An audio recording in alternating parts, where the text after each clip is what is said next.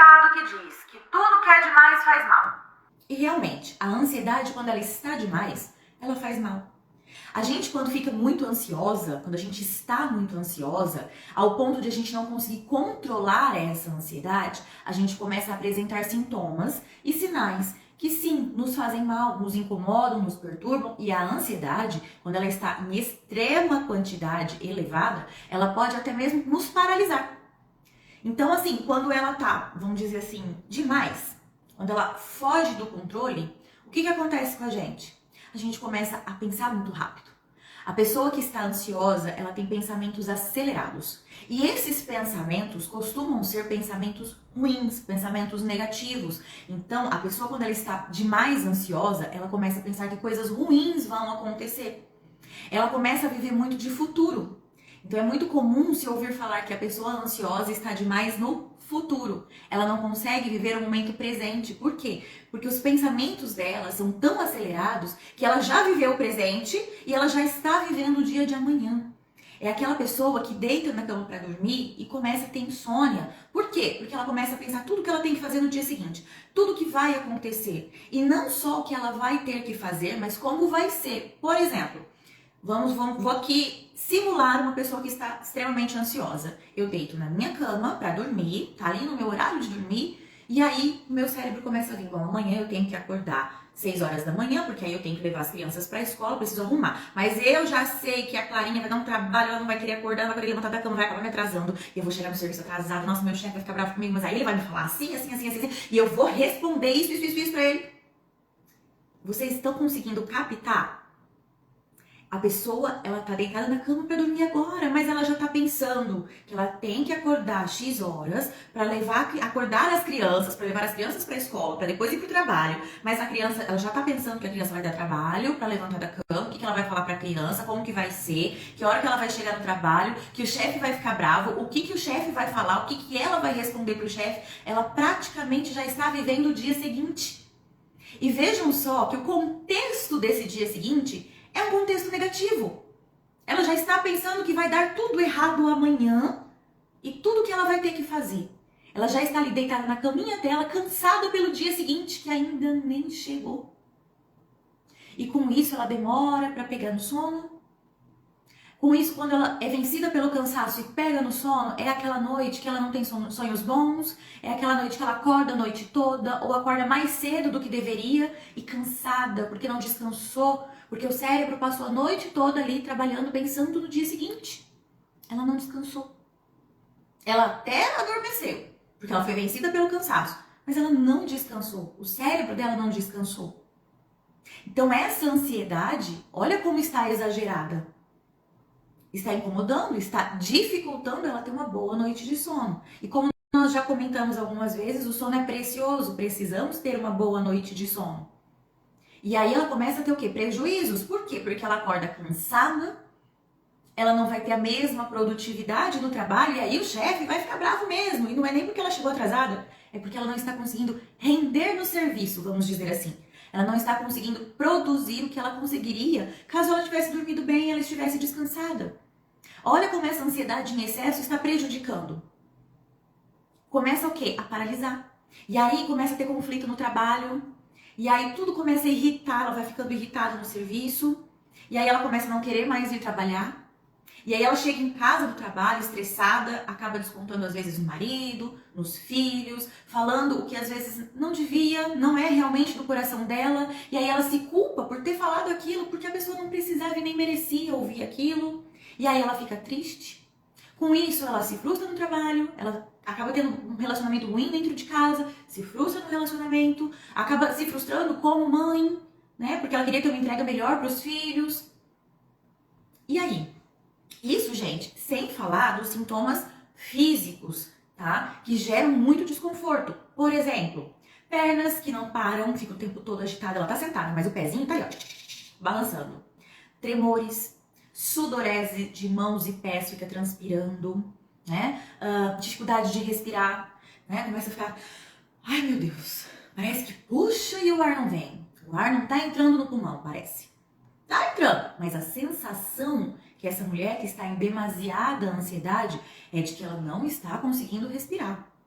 E aí vem as palpitações, aquele ataque cardíaco, aquela batedeira, aquele incômodo, e aí vem o quê? O medo. Meu Deus, será que eu tô infartando? Tudo isso vem. Por quê? Porque lembra que eu falei que o pensamento é sempre pro negativo? E é bem isso. E aí ela, ai meu Deus, será que eu tô infartando? E com isso, o que acontece? Ela reforça o pensamento ansioso dela, porque aí ela começa a ter o medo de estar infartando, o medo de não estar conseguindo mais respirar, aquele medo de ter um treco. É bem isso. E aí ela mesma está reforçando o quê? A ansiedade dela. E essa ansiedade vai cada vez aumentando mais. Olha lá, uma crise de ansiedade, se instala a crise. E a crise de ansiedade, gente, para a pessoa que está vivendo a crise, é como se ela durasse uma eternidade. E na realidade, dura às vezes 5, 10, 15, 20 minutos. Mas para quem está sentindo, é como se fosse uma eternidade. E é por isso que fica aqui o alerta. Se você está na presença de alguém que está numa crise de ansiedade e você não sabe o que dizer a essa pessoa, é melhor que você não diga nada. Segure na mão dela, mostre que você está ali e não diga nada. Caso você queira dizer, diga algo que conforta. Jamais diga, isso é frescura, já vai passar. Calma, você tem que ficar calma. Respira que isso passa. Não é por aí. Ela não tem controle sobre a ansiedade dela. E é por isso que ela entrou em crise. Então não adianta ficar reforçando que ela tem que ficar calma. Se ela conseguisse ficar calma, ela não estava em crise. E quando você fica falando pra ela, fica calma, fica calma, fica calma, mais agitada ela fica querendo sair daquela crise. E quando ela sai daquela crise, ela se sente culpada por ter entrado em crise. Por mais que você queira ter tentado ajudar falando isso, você mais atrapalha. E muito ajuda quem não atrapalha. Por isso, se você não sabe o que dizer, se cale. Só segura na mão da pessoa e fala, eu estou aqui com você. E tá tudo bem. E aí, se você quer ajudar, começa a respirar fundo na frente dessa pessoa. Segura a mão dela e respira fundo. Puxa o ar profundamente pelo nariz. Solta pela boca. Você segurando a mão dela, você vai passar confiança para ela. Você respirando fundo na frente dela, ela vai lembrar de respirar fundo. E aí ela vai voltar a atenção dela para essa respiração mais calma, mais profunda, e ela vai começar a sair da crise. Assim você vai estar a ajudando. Da outra maneira, não. Da outra maneira você vai estar prejudicando. Ok? Olha só, falamos então da ansiedade fisiológica, a ansiedade patológica. Como que costuma acontecer no cérebro da pessoa que está ansiosa em demasia, né? Como que costuma ser quando ela deita para dormir, esse excesso de futuro no presente. Aqui nós já falamos como que é uma crise, como ajudar essa pessoa a sair da crise, o que não fazer quando você está na presença de uma pessoa em crise, certo? E aí, aqui então, com essas dicas, eu quero aqui ainda lembrar vocês que muitas pessoas acabam, entre aspas, novamente, descontando a ansiedade na comida.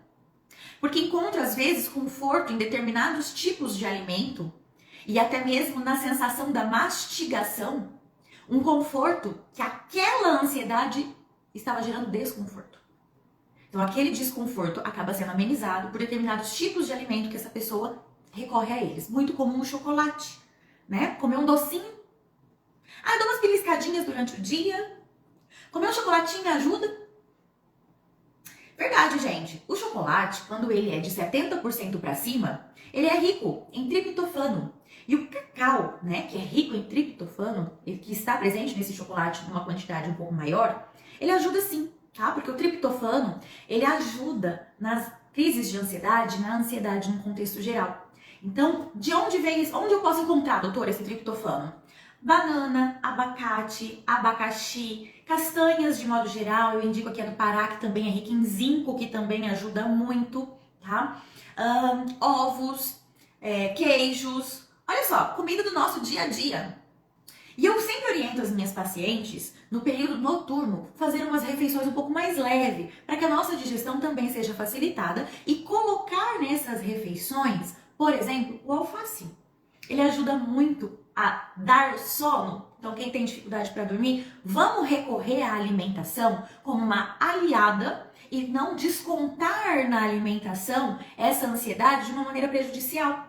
Porque quando se desconta, vamos dizer assim, a ansiedade, uma alimentação que a gente come demais, coisas muito calóricas, a gente acaba puxando aí outras comorbidades, né? A gente acaba aí gerando outros problemas. Por exemplo, começa aí uma obesidade, uma diabetes, uma pressão alta, e não é o que a gente quer. Então vamos fazer esse desconto na alimentação ser de uma forma aliada. Vamos colocar na nossa alimentação, na nossa rotina alimentar, alimentos ricos em triptofano, que são esses que eu citei aqui para vocês. E que estão presentes na nossa rotina. Nós brasileiros comemos banana, né? Nós comemos queijo, nós comemos ovos, nós comemos frango. E esse tipo de alimento tem triptofano. À noite, come lá um peitinho de frango grelhado com uma salada de alface. Olha o triptofano aí. Ah, doutor, mas eu queria uma sobremesa. Come um kiwi. Olha que beleza. Não foi uma refeição pesada, não foi uma refeição extremamente calórica e vai colaborar aí com o seu triptofano. Vai te ajudar aí a ter um soninho melhor. Claro que aí você pode também e deve aliar a uma higiene do sono. O que é a higiene do sono? É uma rotina, um preparo para dormir, um ritual.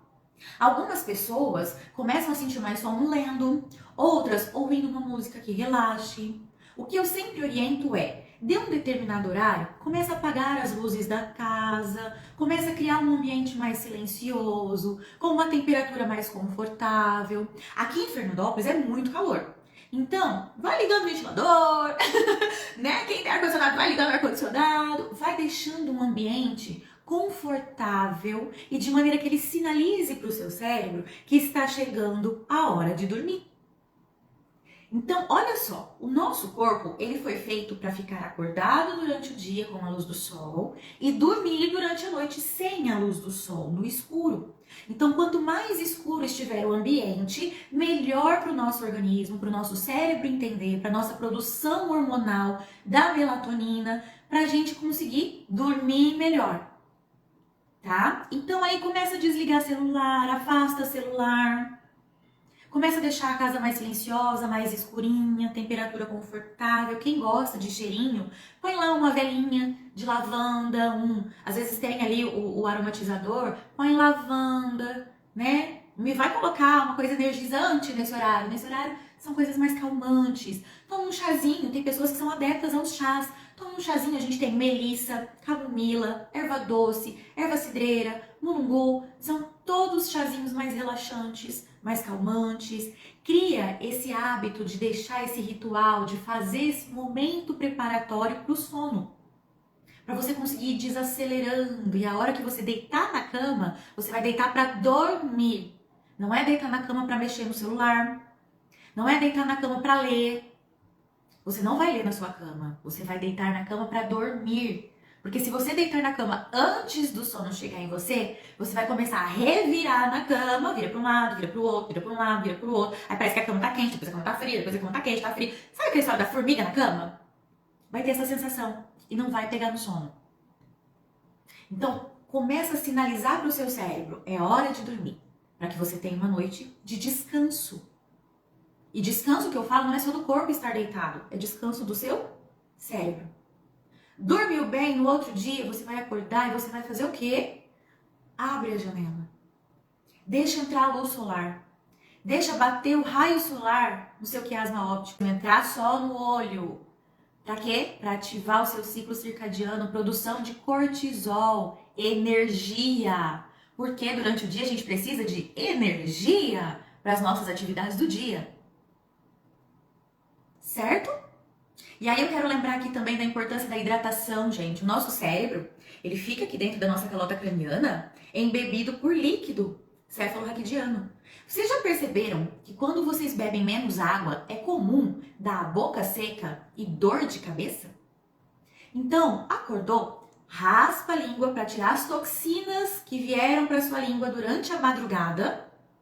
Toma um copo de água, de preferência natural ou morna, para não assustar o seu intestino, porque é lá no seu intestino que é produzido mais de 85% da sua serotonina, que é o hormônio do bem-estar. Bebeu a água, hidratou, porque afinal de contas você ficou uma noite toda sem beber água. E a gente perde água, meu povo, não é só no xixi, não é só no cocô e não é só na transpiração. A gente perde água na respiração. Então a gente passou a noite toda respirando, eliminando água, vaporzinho de água que a gente não vê, e é por isso que a gente acorda com a boca seca. Então, hidratar.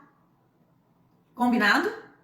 Raspou a língua, hidratou, vamos lavar esse rosto e vamos fazer um dia lindo. Incluindo aí no café da manhã, quem é de tomar café da manhã, quem não é, inclui no almoço, alimentos ricos em triptofano.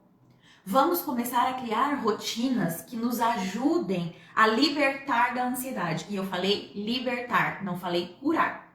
A gente precisa criar uma rotina onde a gente consiga equilibrar essa ansiedade, manter a ansiedade num nível fisiológico, que é quando ela nos beneficia ao invés de nos fazer mal. E aí, tem uma outra questão aqui, que quem me acompanha já deve ter visto, que eu sempre coloco que eu estou planejando e organizando a minha semana. E agora eu vou contar aqui pra vocês um segredinho do porquê que eu faço isso.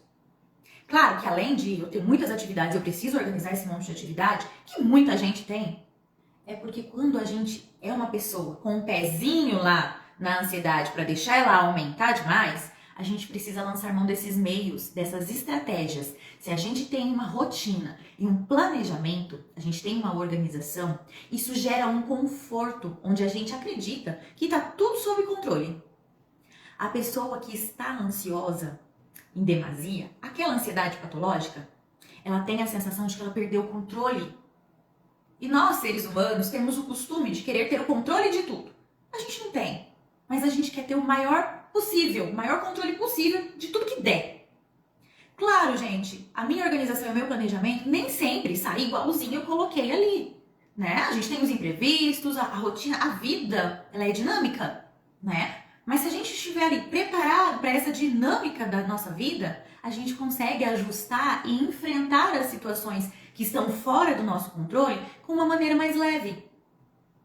Agora, se a gente não se prepara, a gente não tem a resiliência necessária para enfrentar essas situações. E aí a ansiedade faz o quê? Bum! Fica muito intensa. E aí essa mulher vai ficando cada vez mais ansiosa, essa pessoa está cada vez mais ansiosa, e aí vai parar no quê? Naquela crise de ansiedade que a gente comentou lá atrás. Sabe aquela crise de ansiedade que a mulher tá com a mão suando? E aí o marido tá do lado falando assim, calma, você tem que ficar calma. E aqui eu tô dando esse exemplo porque aconteceu com uma paciente que eu atendi, e ela me contou isso ontem. Então eu estou dando esse exemplo aqui porque é o que é mais comum da gente ver acontecer, tá, gente? Mas não necessariamente é o marido, tá? Pode ser a colega, pode ser quem estiver por perto. Calma, você tem que ficar calma. Quanto mais você ficar agitado, pior é. Sim, mas você não pode ficar falando isso pra ela, porque senão ela vai ficar mais agitada. Segura na mão dela, fala, tô aqui. E respira fundo. Ela vai ver você fazendo e ela vai fazer também. Ela vai desfocar os pensamentos naquilo que estava fazendo ela ficar mais ansiosa. Ela vai desacelerar e vai retomar o controle das emoções dela. Se curtiu o vídeo, dá um like e compartilha. E não se esqueça de se inscrever no canal para não perder nada que eu vou trazer aqui.